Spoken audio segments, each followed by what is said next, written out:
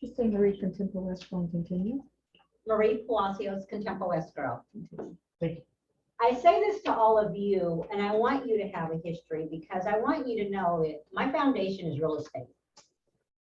I've done real estate 28 years to date, and that's all I've ever known, such as you guys. But somewhere along the way, mobile homes became a niche for me. And I became, I'm going to say, a specialist at it because even other escrow companies refer all business to me. I get business from Corona, Inland Empire, Redlands. It comes from everywhere. It's because I'm one of the few people who know how to do it and do it effectively. And I say this to you because as we're going into a different market, you know, there's always the saying you have to have your 7 streams of income. I don't move you away from your real estate sales because I don't move away from my real estate sales because that's my primary for escrow. But let's be open to other lines of income. Mobile homes are not a bad income. I know several agents who are my clients who sell $1 million a year, over $1 million a year in real estate, but they have a whole nother line of income in mobile homes. What I will tell you is mobile homes are very different. You truly have to defunk your brain from real estate to move to a different sector. Are they harder? No, but they're different. And I always say to you guys in the weekly meeting, you don't really have to know how to run a mobile home transaction. You just need to know how to write a contract. Mm-hmm. And I know many of you do. And if you have wonderful staff, such as Peter and everyone else, your manager, your office manager, who can help you get through the contract. If you can get the contract written, I can get the escrow done. Mobile homes manufactured homes are different, but mobile homes, the way they work are a contract is written between mutual parties, same thing, nothing changes. Same way you write a contract in real estate, you write it in a mobile home. The differences are there is no title in a mobile home per se. There's no title as such as we know it, where you have First American pull a prelim. Mobile homes run from Department of Housing, and we call it shortly HCD, which is Housing of Community Development. Housing of Community Development, which you will hear me referred to as HCD. If I have to give you a little history about mobile homes were originally ran through the DMV. Around 1976, the DMV they became overfluctuated with mobile homes, and they created a spinoff office, which became HCD. They transferred all the mobile homes from the DMV into HCD, created this department who handles and governs all mobile homes. When I get a contract for a mobile home, the first thing I do is contact HCD. And what I do is I put a moratorium on that property. That moratorium allots me to get my escrow done. What it says is from today's date to the time when we transfer that property, no one else can do anything to that property. No titles can be ran, no liens can be placed. It's a complete bubble over that property. And that bubble will remain on that property until Department of Housing effectively transfers my mobile home, which could be about 6 to 8 months in totality of our transaction. In a mobile home, you will always transfer money and possession first. They go. Title to that mobile home will not transfer for at least 6 to 8 months, sometimes sooner. Because at this point, we are submitting those documentations to Department of Housing for review and for completion. When your client is in escrow, everything runs the same from your side. Everything different runs from my side. The only thing I say to you is a lot of times in mobile homes, they kind of look to you like when you have a person that's lived in the house for 70 years and they die and then the kids are left to try and figure it out. Mm. Mobile homes, that's going to happen all the time. because the majority of the people that are moving from mobile homes are people that have passed away and their children are now selling. Some are just because they purchased a mobile home and now they can gain a great profit because 15 years ago they bought it for, you know, $10,000. Today they're selling it for 150 or 200. And I've seen people buy mobile homes, sit in them for 5 years, and they've turned around and sold that mobile home. They bought real property. I've turned around several of those. When a property gets into escrow, you guys see it looks very much the same to you on your side. But the difference is they're mobile home forms, which come from Department of Housing. A lot of you will see them as, they look like DMV forms for the most part. And my job is to make sure all of those documentations are filled out to completion so that at the end of our escrow, I turn all of those documents over. In mobile home transactions, your client will give me a power of attorney.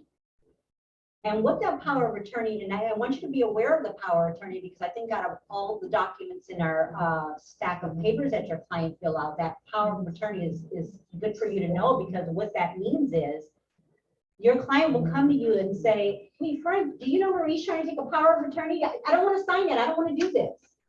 Well, you need to know that because you're going to probably get that call.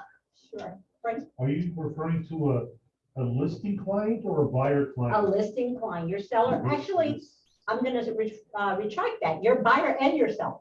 You do power of attorney for both. Correct. We have to do a power of attorney for both in a mobile home. What that power of attorney states is, for the period of time that this mobile home is open, I have the power of attorney to sign any and all documents for them that refer to Department of Housing. And the reason is for that is because once your clients go to live their married lives and they've taken their proceeds from the sale, your buyers in their new home, they're just gone. They disappear. They're hard to catch up with. If I have that power of attorney, I can transfer that property without looking for that agent or looking for that client. It allows me to be able to sign for that client to transfer that mobile home. Because what happens is, at the end of the transaction, I will turn in my package to Department of Housing. And then somewhere along the way, 3 or 4 months, they'll get to it. And when they get to it, they will either pass your package or they'll send it back to you for whatever reason. I don't get very many packages returned to me because I've been doing this a long time. But if it did come back and there needed to be a correction, I don't have to scatter to go look for everyone. I have the power of attorney to go ahead and sign for that client and then send it in. When the transaction has transferred to Department of Housing, that power of attorney is now null and void. So it's only for a transaction. Is there a question? Yeah, so is that power of attorney, because that's a powerful document. Yes. Is that a general power of attorney or is it limited just to the transaction? It's limited to the transaction and Department of Housing. Yeah. Only. Anything else, Roger? So what I want to tell you guys is don't shy away from mobile homes. And one of the things I wanted to show you is kind of funny how things work. I just was on the MLS and I just happened to see this mobile home. It's a manufactured mobile home on land. So let's just debunk the idea that it's a mobile home on land. But I wanted you to forget about the listing and just look at the pictures. Because what I want you to know is when you walk into a mobile home park and you're like, okay, it's a mobile home park. And you step up, you walk up to the steps and you enter into that home and you close that door, you'll never know you're in a mobile home again. I had Michelle pull up this listing and I just want you guys to look at it. I'm not advocating for this listing at all. I just want you to see the pictures of what a mobile home can look like in the inside. This particular mobile home, now again, it's a mobile home on land and it's $360,000. So literally, if you walk up to that driveway, we'll slow down, Michelle, for 1 second. You know, you walk up to that driveway, you're in a mobile home park, but the minute you step up in those stairs and you enter that front door, and we can go in now, it's a totally different world for what you see in the inside. This particular, and not all parks are this way, but Wow. this one has pool, it has an HOA, and look at the beauty of it. And I think mobile homes they're becoming a game changer. As Peter and we were talking in the meeting the other day, and Peter was saying how, rentals are getting more expensive. People are they're diversing the way that they're living.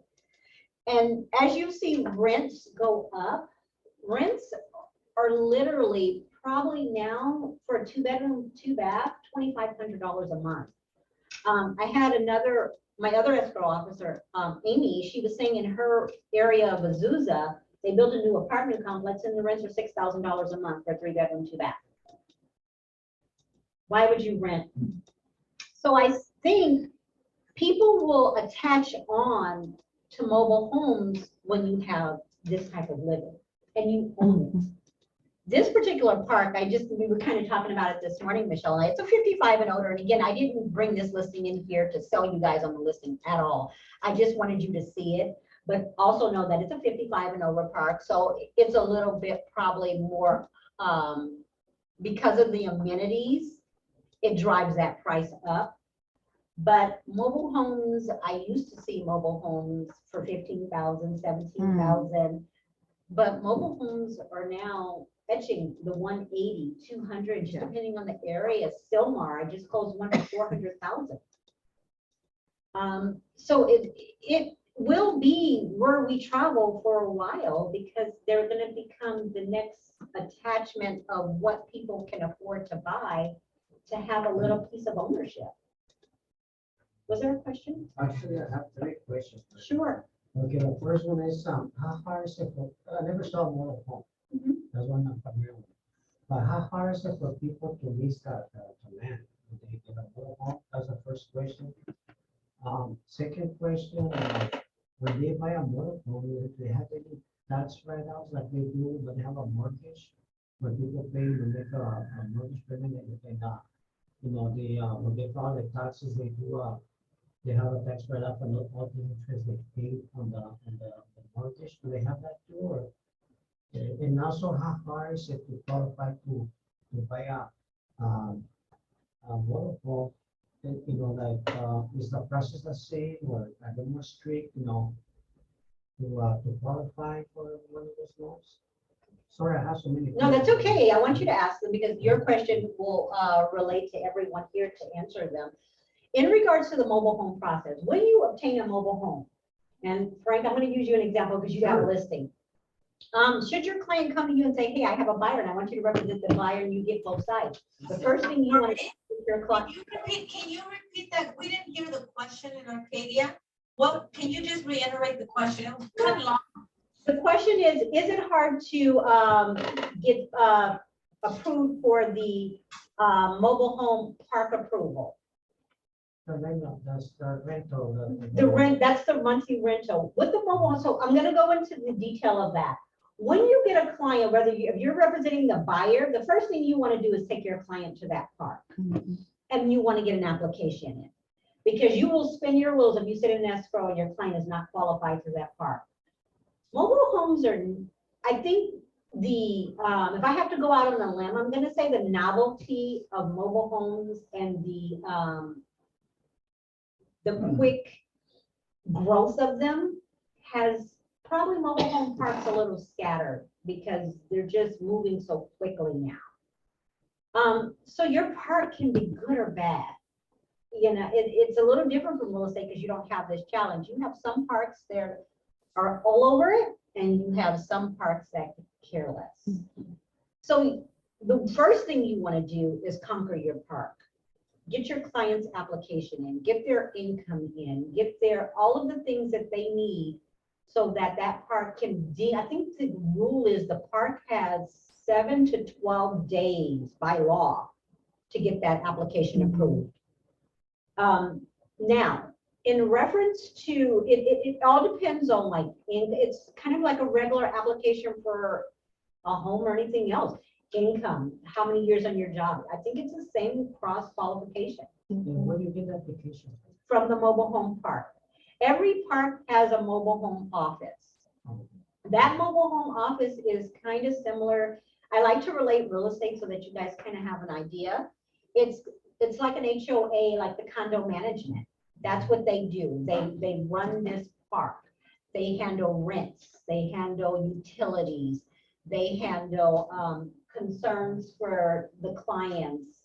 If things are not working, they handle all the day-to-day activity.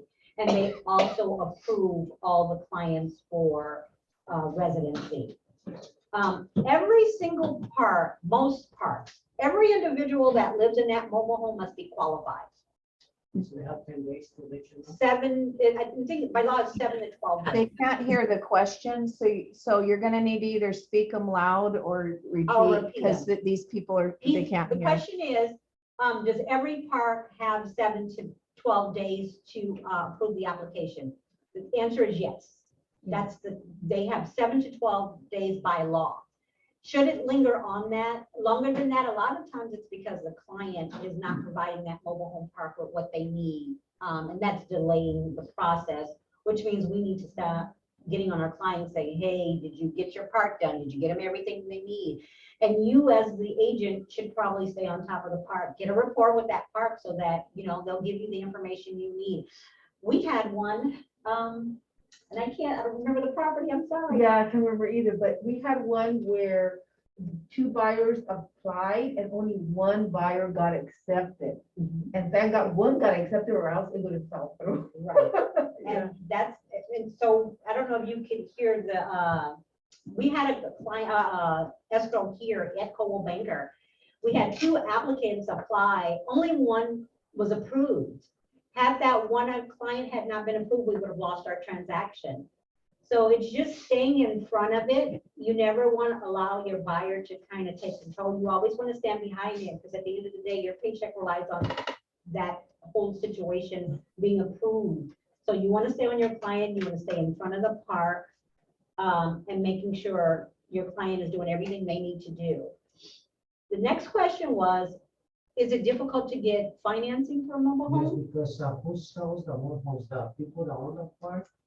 Or is it the person that owns it? Do you know some other people that for way I understand some people that own parks, they also, besides renting the land to you, they also want to sell you like a new one, but they're supposedly they will finance it.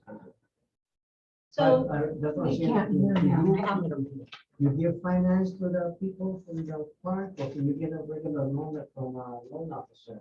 You know, hard is it to get a Let me loan from a- repeat the question. The question is, how hard is it to get financing for a mobile home?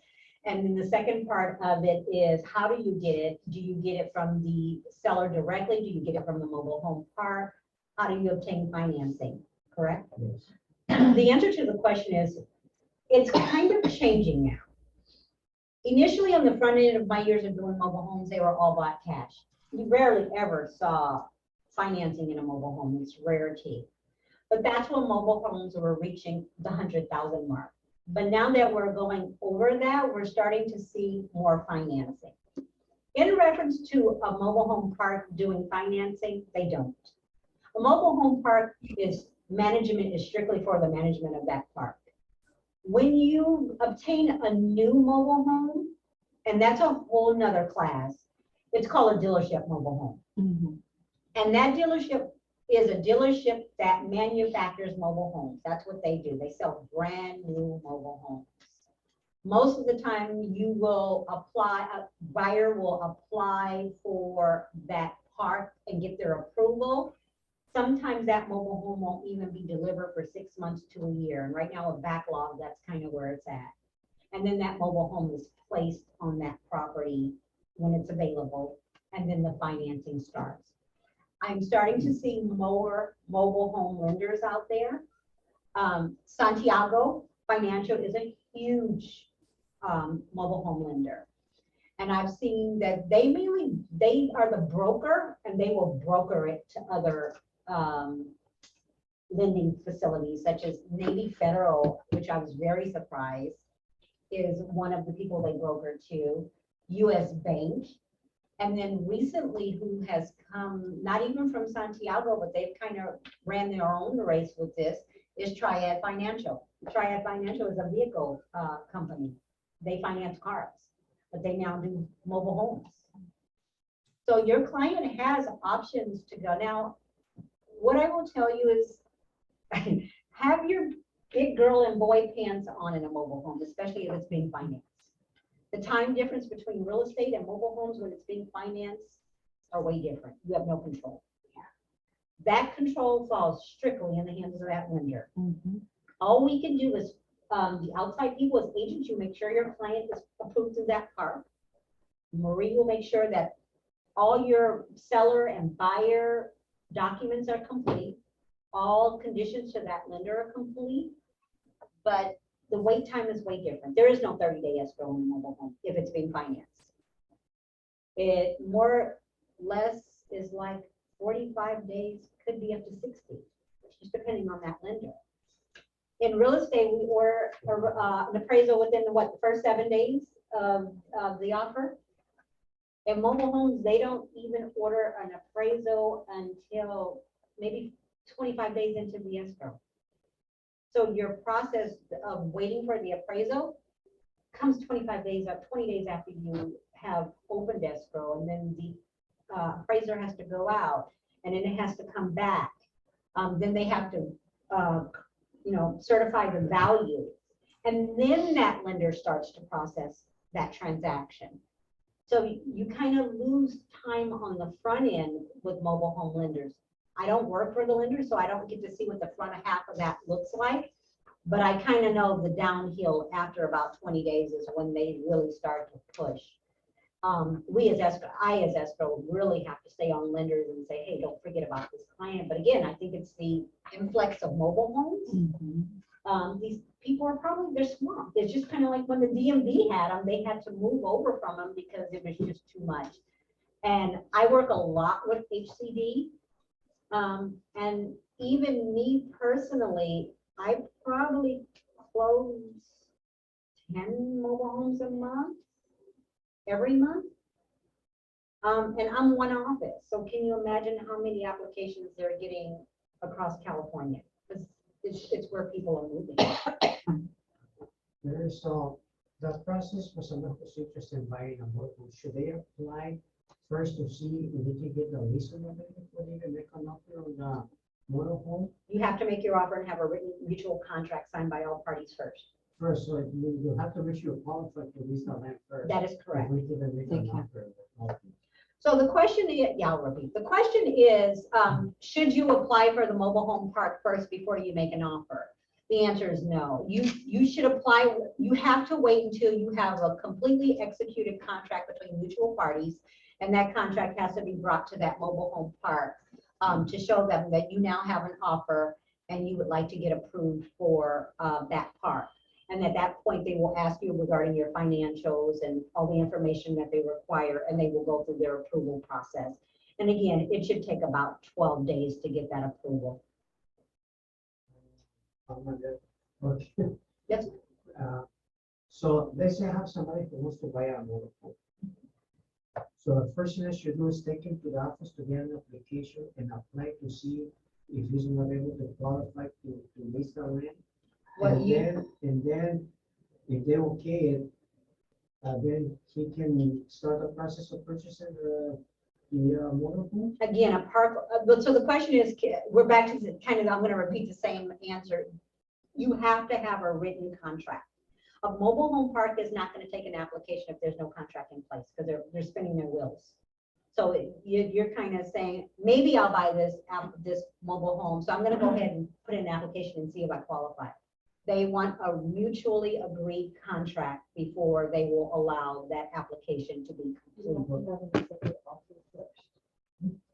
You have to have an accepted offer first. Okay, but what if we have an accepted offer and then they don't qualify for this. You lose your turn. If you have an accepted offer and that person does not qualify, you do not have a transaction.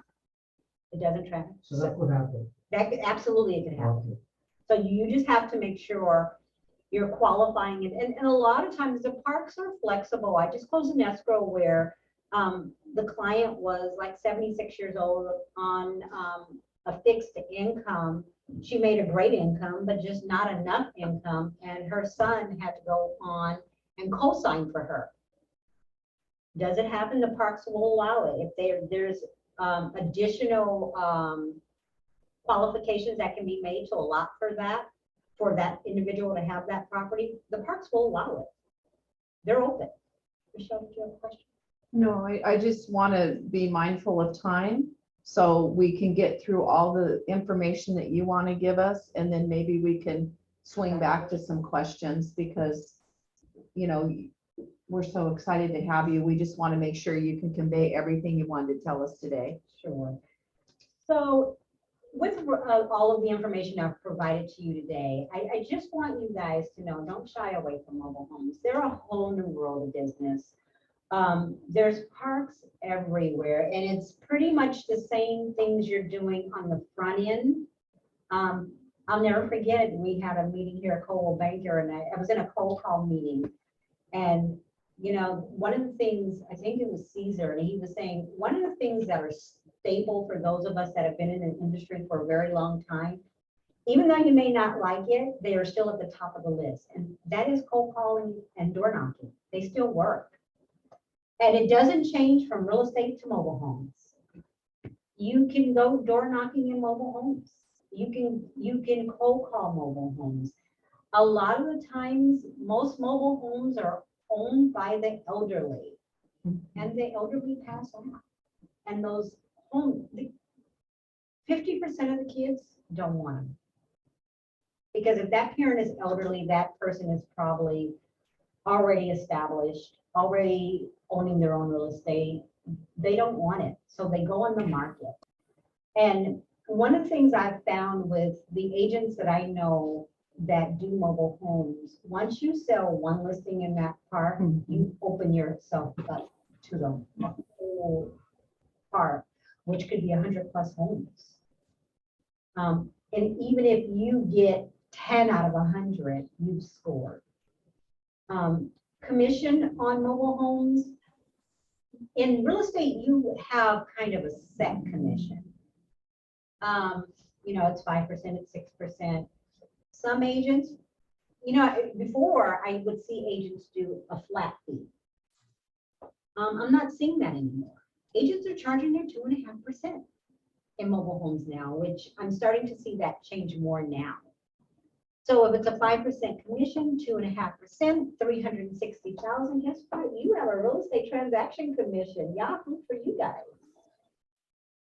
So Yeah, don't that's shy- $9,000 on Exactly. 2.5. Yeah. There you go. And I don't know, Michelle, So that. can I ask you questions? Hello? Yes. Yeah, you know, how do we get the listing, the calling list for the mobile home? You know, that's a good question. I think you have to, number one, walk your parks. And I don't do MLS because I'm not an agent, you guys are, but I watched Michelle do it earlier because I never look at how the MLS works. But Michelle just kind of, she put in the address, you put in the address, or no, you put in The city first. The city first, and it didn't come up on mobile homes, but it was because the mobile home was manufactured on land. And I'm going to talk to you about that as well. And then we just put in the MLS number and it popped up. So I imagine you could go into mobile homes and say mobile homes for sale and see what's out there, especially if you're representing a buyer. But your listings, I think you just have to do the traditional, start walking these parks. Mhm. Yeah, these aren't real property. I think is that you, Sean? These aren't real properties, so I don't think title company or anybody would have phone numbers to sell on a mobile home. This is like hoofing it through parks, meeting people, knocking. These aren't real property transactions. So, And I So- think, okay, just one second, when I think with the majority of these parks are elderly people. So they're out on the weekend. They're watering their grass, they're cleaning their yard, They're playing bingo sweeping, inside the they're park playing sometimes. bingo. Yeah, so They do if you get that. out there on a weekend, you are more than likely gonna meet a lot of people and they're gonna wanna talk. Some won't, because, and that's in anything. But you're gonna find a lot of friendly people who's gonna remember your pretty little, your handsome little face, when they go to sell their home. So you just have to get out there and get in that park. And like I said, once you do one sale, it allows you to be able to go to the next place, kind of like real estate. It allows you to be able to say, hey, I just sold number 83. If you think about selling your property, hey, I got a fantastic price on this home. Let me know if you're interested.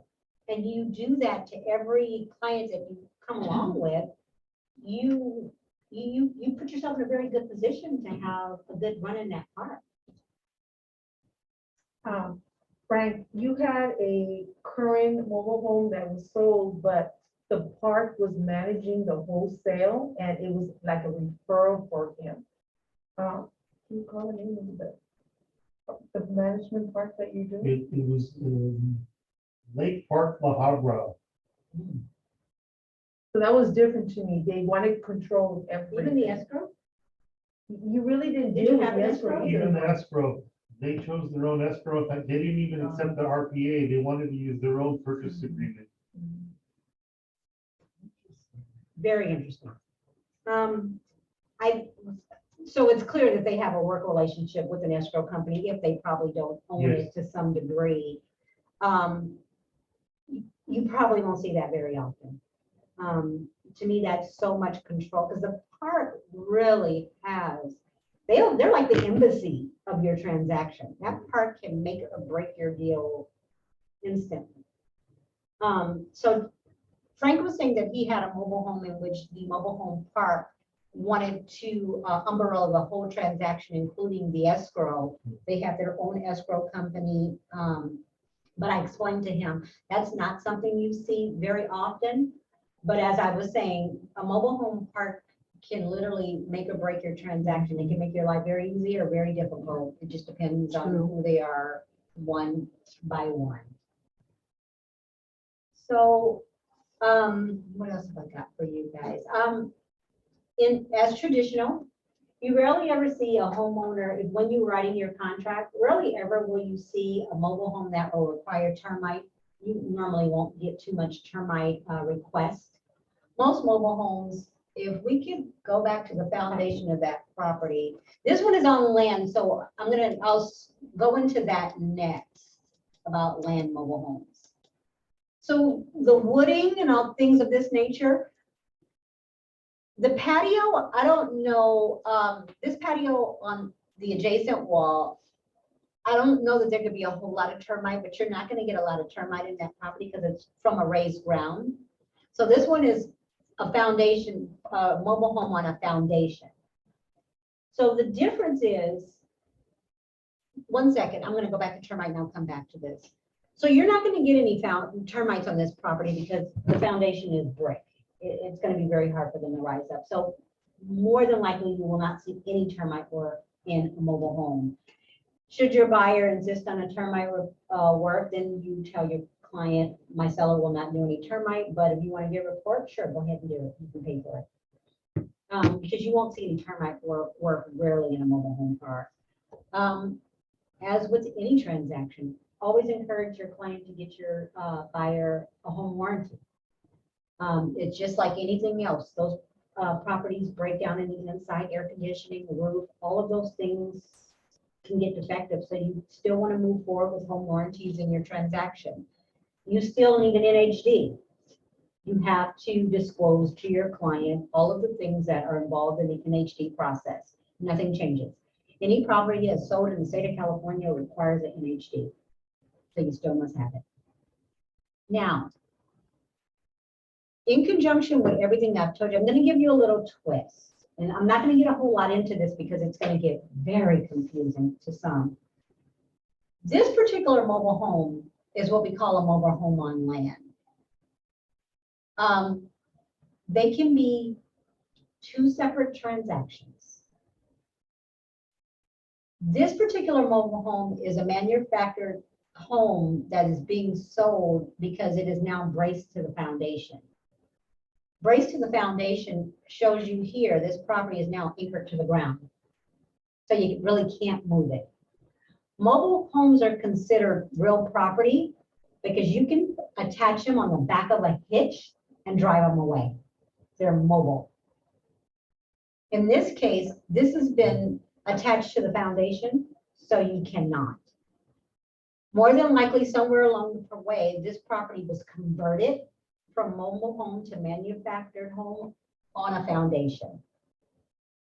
When that mobile home is attached to that foundation, guess what? It now becomes real estate. and it requires a title report? It requires a title. Yeah, report at this once point. it's attached, right? Once it's attached Okay. to the foundation, it is now That's considered interesting. real estate and title is required. I just So I actually have one. Strike my comment then, if they're attached, the title company would know about them. Correct. Okay, But that's a detached, they ve- won't. Yeah, that's a very different case scenario. We don't see a lot of them, but I'm sure there's more out there. We're seeing more that are detached and apart. Now, all of the criterias for that mobile home remain the same. The only thing is now this property is now moved, once it's attached this way, and I'm glad we use this example now. Because this case scenario, this mobile home is attached to the foundation, it can't be moved. There's a document called, I think it's called an A22 that is filed with the county recorder that says this property is no longer a mobile home. It's now real property. It goes to HCD. HCD sees the paperwork and the completion of the manufacturer transfer. HCD will release that property and it is now to be sold as real property. This property to be sold will require a title and it moves as a normal transaction. The funny part about it though, even though we move this forward as a regular transaction, we still have to have park approval. You own it, but you still have to have park approval. That was like the next question, how can you be a real estate? Property when you don't own it?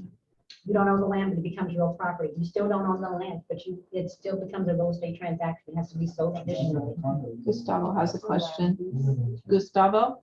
I'm sorry. It's not- So, in this specific park, Mhm.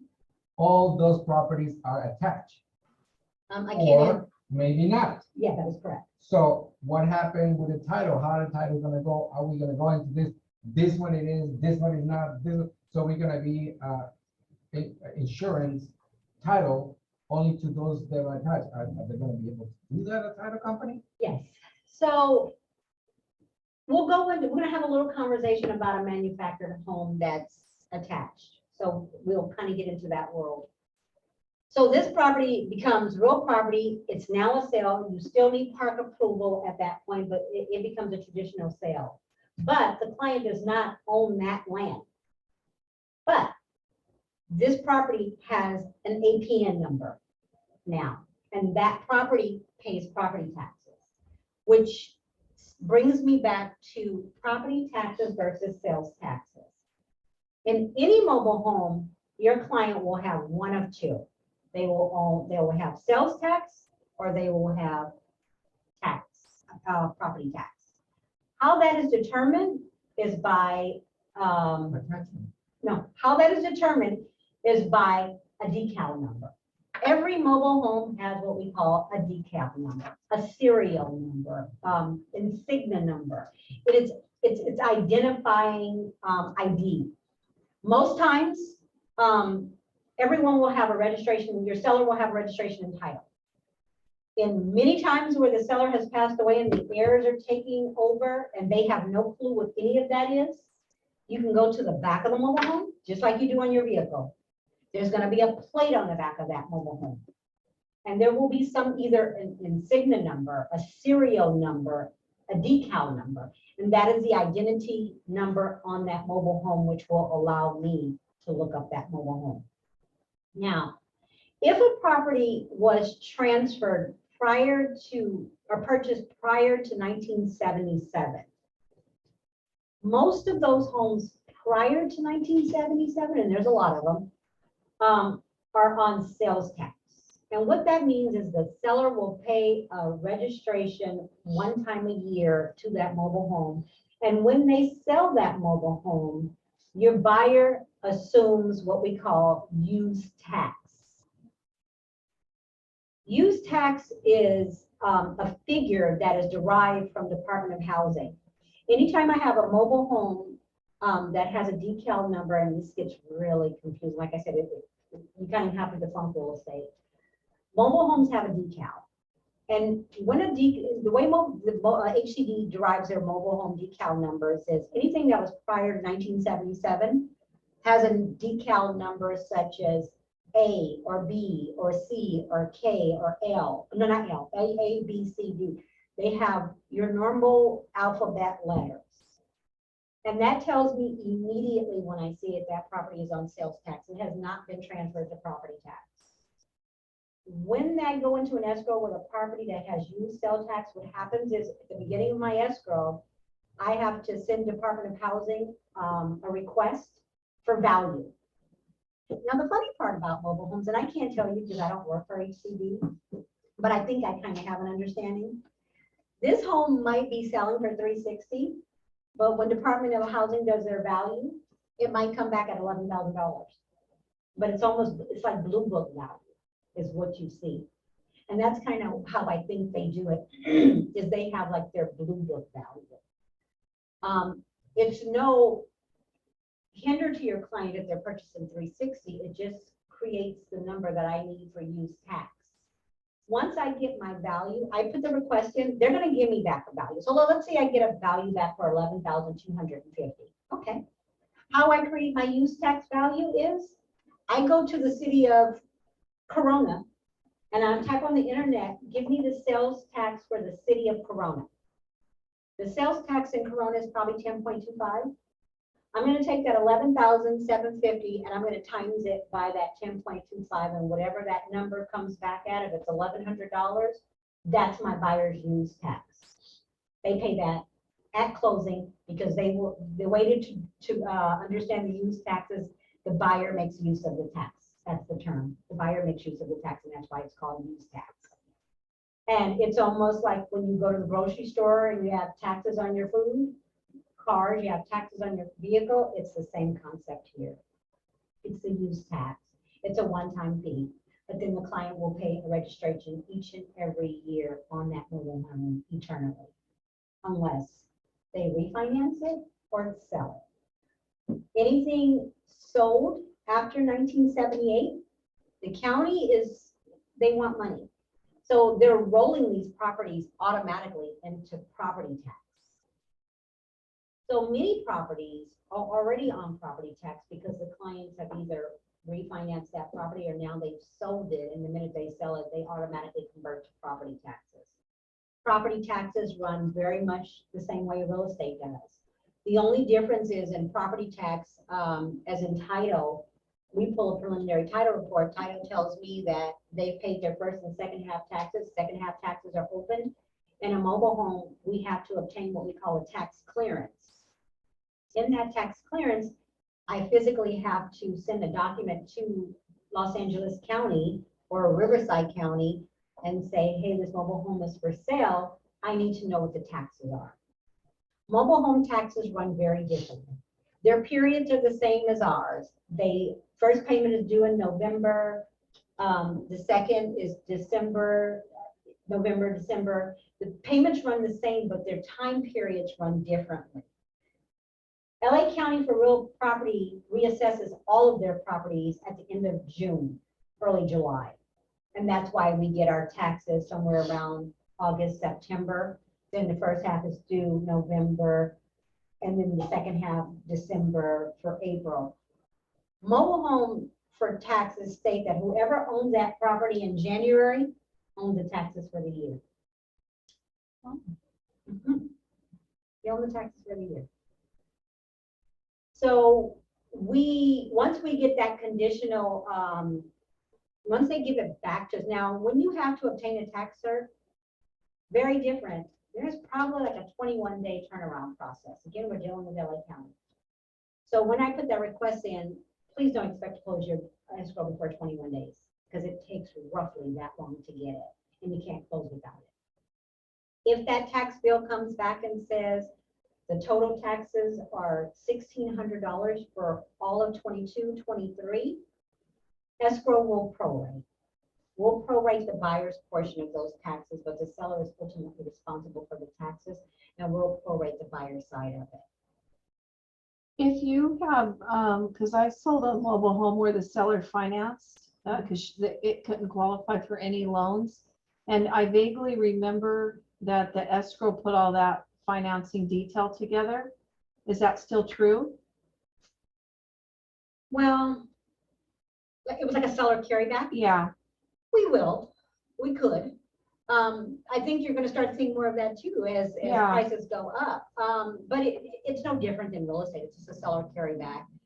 Buyer and seller and agents will come up with all the terms that they'll deliver over the escrow, and we will create, a note. There is no deed, but it's a promissory note because there's no deed. so you'll create We that can, yes. with the payments? Yes, Okay, based on everybody's mutual agreement. and okay, writing. okay, I just wanted to make sure. Yep, and I've Okay. done that. I think I've probably done two actually, where I did a seller carryback, in which the seller, provided the buyer, I prepared the note and they prepared the payments and all of the things. They gave me all the information I needed. I prepared the note. We went into our escrow, we financed and closed. So you will see seller carrybacks, Yeah. but not often. Am I missing any questions here? I have a question. Sure. You mentioned that you close escrow, it takes a long process to transfer title, like 6 to 8 months. That seems like a long limbo. Like what happens if the home burns down during that time? That's why that moratorium is placed. It's a bubble. It says that Michelle Olson is selling her house, Anna Flores is buying that house, and this is where this title is locked. So it's locked to It's Anna. locked to Anna. So I don't know if everyone out there heard, there was a question that came up that states, the 6 to 8 months that you wait for transferring title, what happens if the house burns down or something interim happens? What happens with the title? When we first started, I stated that there's a moratorium that's placed on that property through HCD. When you place that moratorium, that title is locked.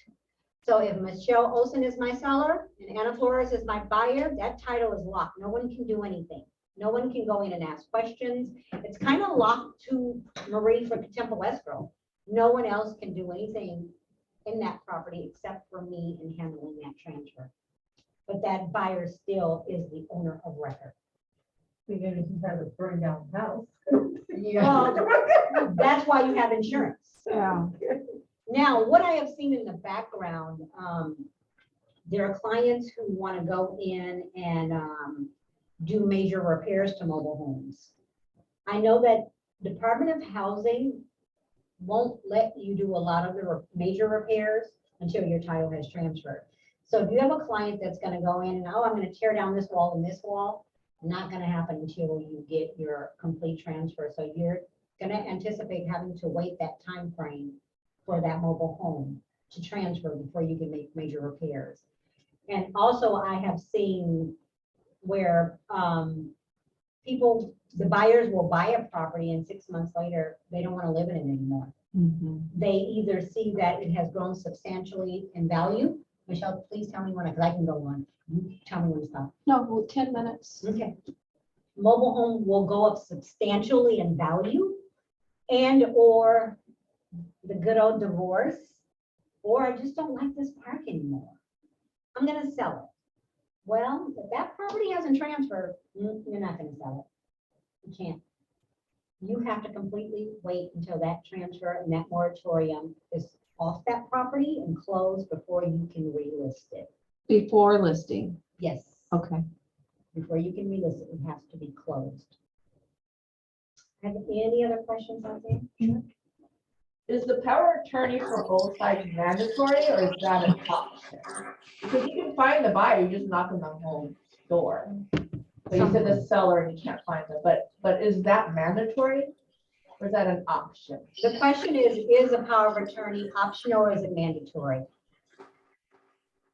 I'm not gonna say that it's mandatory because I'm not gonna tell a client you actually have to do this or you don't have a transaction. So absolutely not. But no, if this doesn't transfer to 6 to 8 months and one of your parties passes away or they move. I have a client who I did a mobile home for about 6 years ago. That seller literally disappeared off the face of the earth. No forwarding address, telephone numbers disconnected. The agent could not find this individual, couldn't Google this individual. And I literally have about $1,800 to give to this client that I will sheet to the state of California because I can't find it. So that money will go away. So I say it's rather than me having to, if I had to go look for this person because I had a problem in the transfer, all parties would be looking at a lawsuit at that point. So would you encourage your client to sign that power of attorney? Absolutely you would, because you just don't know the outcome of what could happen with any individual, especially with divorce, death, COVID. all Can these you things. proceed if they don't want to sign? Yes. But all parties take that responsibility that if something happens in that transaction where one of those people can't sign, you have a now legal problem. Is it hard to get a warranty? Is it difficult to get a home warranty on a mobile home? Absolutely not. Nope. So they insure you like a regular- They insure like regular homes. Are the space fees regulated in any way? Our space fee is regulated. No. Marie, I'm not sure how. Is there someone? Yeah, Yes. that's, just 1 second, Yeah. let her answer this question, then we'll pick up yours. One moment.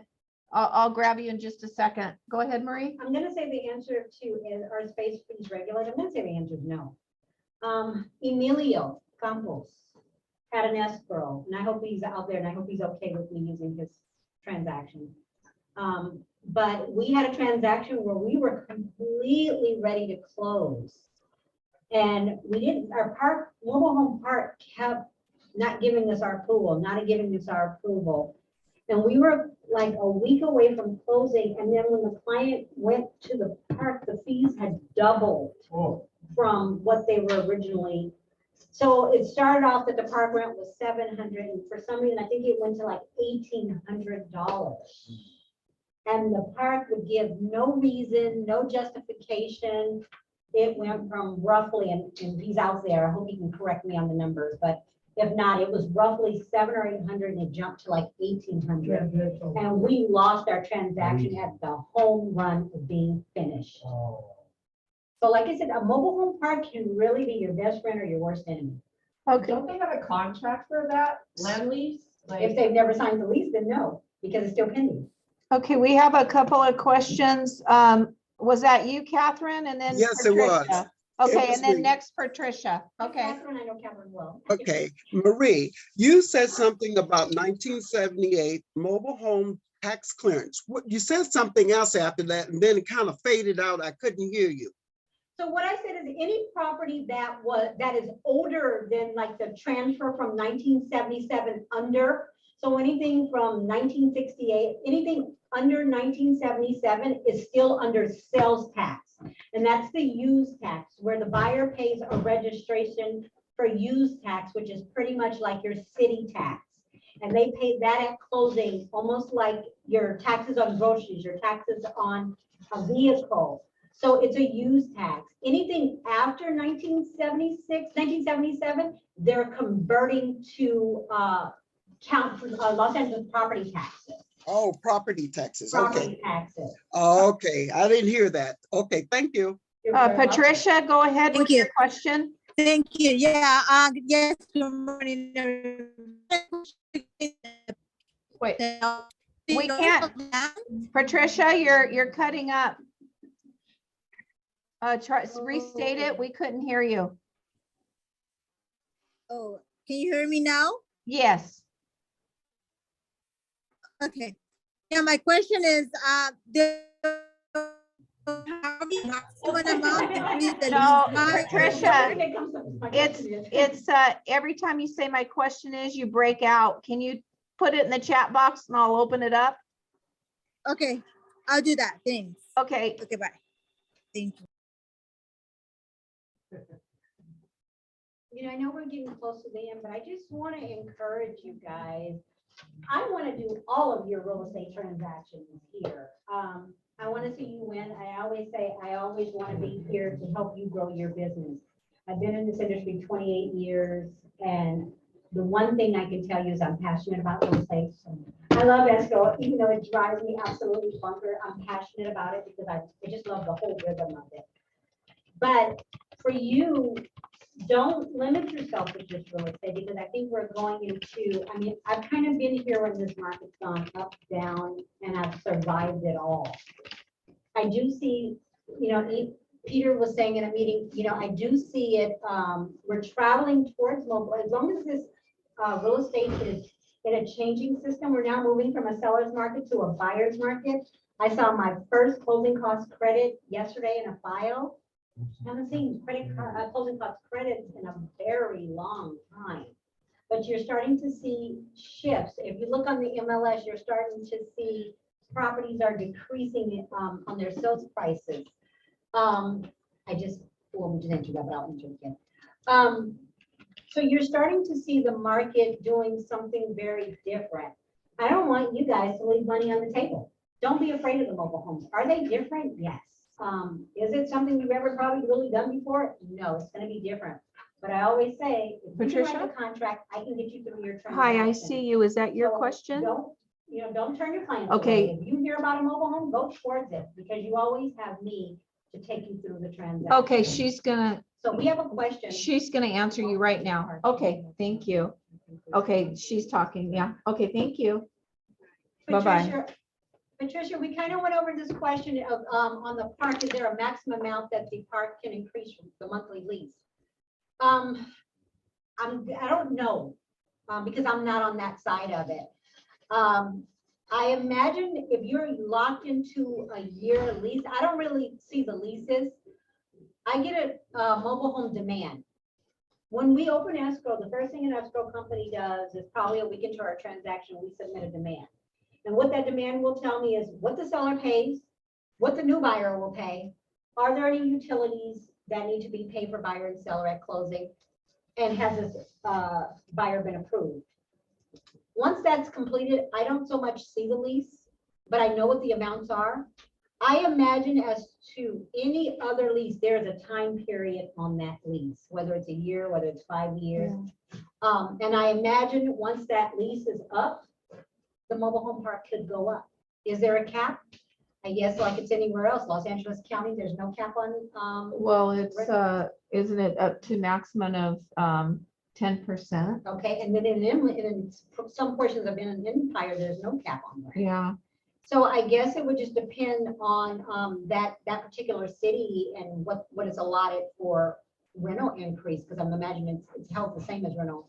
We'll try to find out that answer about if the mobile home parks have a cap on what they can raise. Well, that's an interesting question, and we'll see if legal can answer that. So we'll try to find that out for you guys. But I imagine it's going to go the same regulations as real estate, is that it will go on that city ordinance. If that city allows no rent control versus rent control, I think it's going to place in the same category.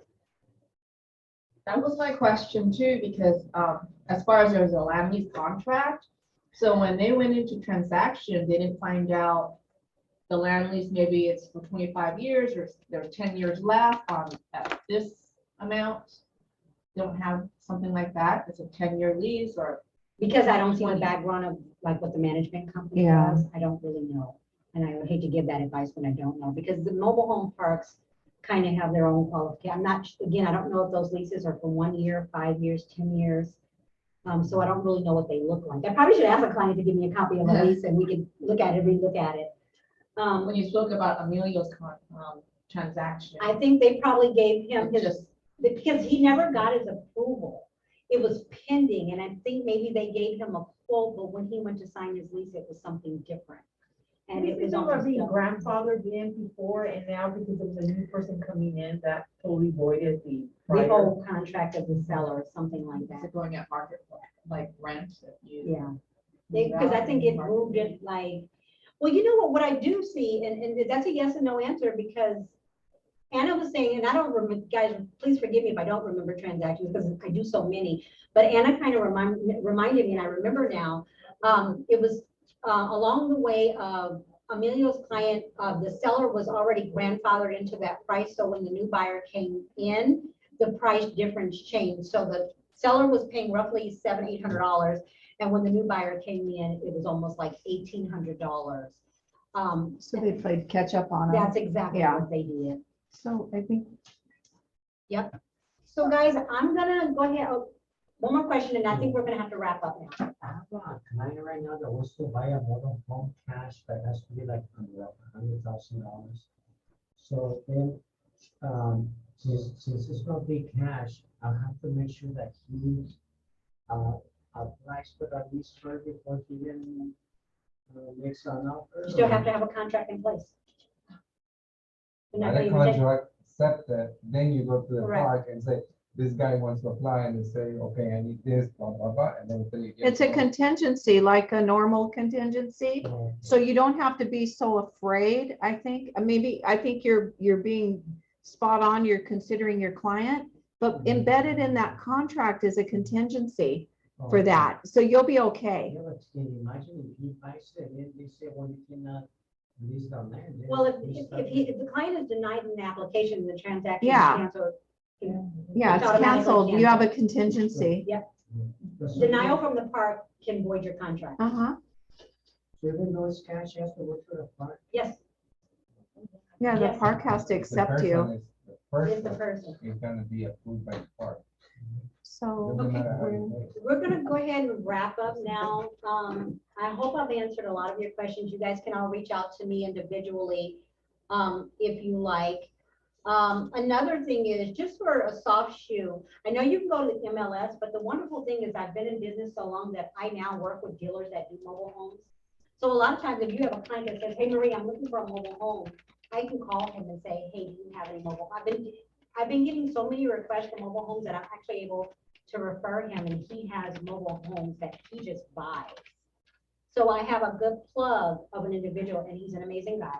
I won't say his name, but because I've gotten so far into mobile homes now, I now can help you as a tool to make this successful for all of you. I think we're gonna go ahead and end now. But if you have questions, you can all reach out to me individually. You kind of know where to find me. As I tell you, I don't work 9 to 5. I've been in the industry for 28 years. So I know you guys need me after 5 and you need me on Saturday and Sunday. As long as it's done respectfully, you can always call me. can you take that final question and this is it? And then we're gonna, this will be the last question. If you bought the trailer for your own. I think you already answered that. Well, okay, so this question is gonna require more time, because now it's going into an area in which we have not covered. Okay, so, let's table this and we'll schedule another, meeting. So we can go And over, who is that individual? Because I'll reach out to can you tell me your name? Who needs this question and I'll answered? reach out to you individually, because this becomes something totally different. It has to be entered in the- So I'm gonna say this real quick while Michelle's typing. This individual, and I hope they're asking the right question. Most people, some people will buy, some people, real quick, guys. Some people will buy a piece of land and they'll put the mobile home on top of it. That becomes a mobile home on land. It's a real estate transaction, but it's 2 separate transactions. When you purchase a property of that nature, you have to do a real estate transaction on that land, but you also have to do a HCD transfer on that mobile home. So if you buy the land and then you add that mobile home, it becomes a mobile home on land, it becomes a totally different transaction, which we have not talked about today. But I do want you to know, if you have the land, you own it, you put the mobile on it, your seller now has a mobile home on land, 2 separate transactions, and I can talk to you individually. Sean, about that. she's gonna call you. It's 2 separate transactions. I think she touched on it a little bit earlier in the training, but she'll give you a call, okay? Or put So- her information on the Oh, child yeah. phone number. He could call. I have his phone number. Yeah, okay. Okay, so thank you all for attending. We appreciate it. And we'll go over a mobile home car contract. I can pull that into the next training. I have written them. I'll get myself refreshed up and we'll go over a car contract for mobile home purchases, okay? So thank you all. We won't be here next Friday, as I've stated. Thank you, Marie. Thank you. Marie. Thank you very much. Thank you all. Bye-bye. We'll talk to you soon. Bye. Bye-bye. Can leave meeting. Thank you.